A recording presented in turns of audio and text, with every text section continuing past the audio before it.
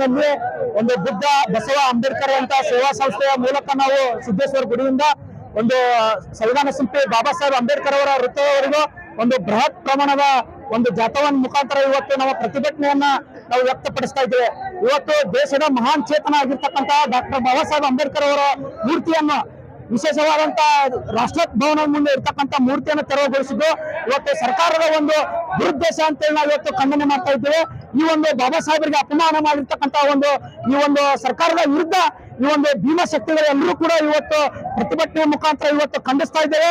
ಮುಂದಿನ ದಿನಮಾನಗಳಲ್ಲಿ ಬಾಬಾ ಸಾಹೇಬರ ಮೂರ್ತಿಯನ್ನ ಪ್ರತಿಷ್ಠಾಪನೆ ಅದೇ ಒಂದು ಸಂಸತ್ ಮುಂದ್ಗಡೆ ಪ್ರತಿಷ್ಠಾಪನೆ ಮಾಡಿ ಆ ಒಂದು ದಿನವನ್ನ ವಿಶೇಷ ದಿನವನ್ನಾಗಿ ಇಡೀ ದೇಶದ ತುಂಬಾ ಸಂಭ್ರಮವನ್ನು ಆಚರಿಸುವಂತ ಒಂದು ಕ್ಷಣವನ್ನ ನೀವು ಇವತ್ತು ವಿಶೇಷವಾದಂತಹ ಆದೇಶವನ್ನು ಹೊರಡಿಸಬೇಕಂತೇಳಿ ಕೇಂದ್ರ ಸರ್ಕಾರಕ್ಕೆ ಮತ್ತು ಈ ಒಂದು ಮೋದಿ ಸರ್ಕಾರಕ್ಕೆ ಇವತ್ತು ನಾವು ಎಚ್ಚರಿಕೆಯನ್ನು ನೀಡ್ತಾ ಇದ್ದೇವೆ. ಮುಂದಿನ ದಿನಮಾನಗಳಲ್ಲಿ ಈ ಒಂದು ಹೋರಾಟದ ಒಂದು ಪೂರ್ವಜಿತವಾಗಿ ನೀವು ಆ ಒಂದು ಕ್ರಮವನ್ನು ಕೈಗೊಳ್ಳೇ ಇದ್ದೆ ನಾವು ಮುಂದಿನ ದಿನಮಾನಗಳಲ್ಲಿ ದೊಡ್ಡ ಪ್ರಮಾಣದ ಹೋರಾಟ ಮಾಡ್ತೇವೆ ಅಂತೇಳಿ ಇವತ್ತು ಈ ಹೋರಾಟದ ಮೂಲಕ ಎಚ್ಚರಿಕೆ ಕೊಡ್ತಾ ಇದೆ. ಅಕ್ಷಯ್ ಕುಮಾರ್ ಇವತ್ತು ದಲಿತ ಒಂದು ವಿದ್ಯಾರ್ಥಿ ಪರಿಷತ್ ಮೂಲಕ ಮತ್ತು ಇವತ್ತು ದಲಿತ ಸಂಘಟನೆಗಳ ಒಕ್ಕೂಟದ ಮೂಲಕ ನಾವು ಹೋರಾಟವನ್ನ ಮಾಡ್ತಾ ಇದ್ದೇವೆ.